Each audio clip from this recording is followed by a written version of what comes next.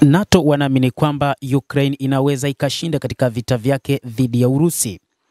Ukraine bado inaweza kupata ushindi wa kijeshi dhidi ya Urusi. Hii ni kwa mujibu wa kamanda mkuu wa muungano wa NATO barani Ulaya na mkuu wa kamandi ya Umoja wa Ulaya ya Marekani Alexis Grinkewich, ambaye alisema katika kikao cha Seneti ya Marekani siku ya Jumanne.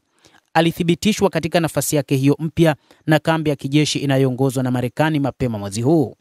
Anasema, naamini Ukraine inaweza kushinda. Alijibu alipoulizwa kama Kiev bado inaweza kushinda licha ya hasara kubwa na usaidizi mdogo wa kifedha. Grinkewich pia alibainisha kuwa vikosi vya Ukraine vinaonyesha kiwango cha ushupavu ambacho ni vigumu kwa watu wa nje kuelewa kikamilifu. Hakutaja ni aina gani ya ushindi wa Ukraine ungeweza kuchukua, wala hakutoa maelezo zaidi kuhusu matarajio ya uwanja wa vita.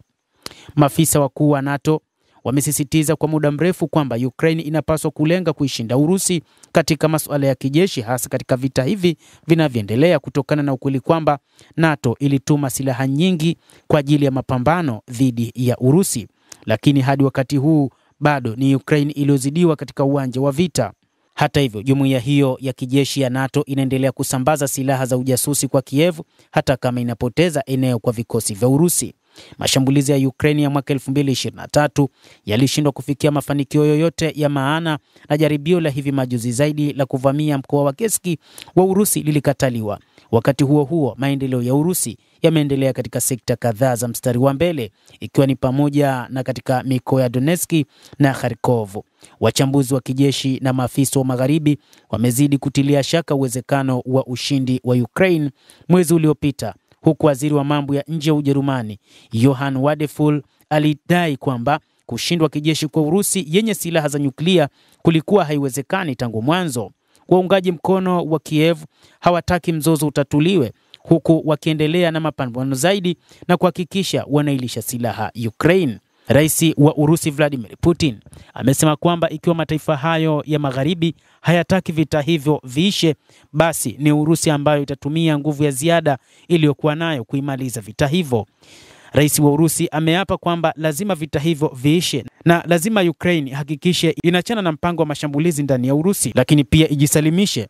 Ndipo ambapo Urusi itaacha kuishambulia Ukraine. Urusi imeendesha mashambulizi kadhaa katika siku za hivi karibuni na kuua idadi kubwa ya wanajeshi, kitajwa kwamba zaidi ya wanajeshi 400 wameuawa kutokana na mashambulizi ya Urusi, ambapo Wizara ya Ulinzi ilieleza namna ambavyo ilifanya mashambulizi kwa kutumia ndege zisizokuwa na rubani pamoja na makombora ya namna tofauti tofauti yaliyotumiwa na Urusi nchini Ukraine. Hata hivyo, mataifa ya NATO yanaamini ni wakati sahihi wao kupambana kwa juhudi zote kuipa silaha Ukraine ili iweze kupata ushindi. Lakini wengi wamekuwa wakijiuliza kwamba tangu mwaka 2022 Ukraine imekuwa ikipokea silaha kutoka kwa mataifa magharibi na haikuweza kufanya lolote, na hata wakati huu ambapo Marekani ikiongozwa na Joe Biden iliweza kuipa silaha nyingi pamoja na fedha Ukraine, lakini Ukraine bado hali yake ni mbaya katika masuala ya vita. Endelea kuwa nasi mtazamaji, lakini ni kusihi tu usisahau kulike, kucomment na kusubscribe channel yetu hii. Utakuwa ukipata habari hizi kwa mapana hapa The World News. Jina langu ni Adam Hussein. Endelea kuwa nasi wakati wote, endelea kutufuatilia uweze kuyajua mengi katika ulimwengu.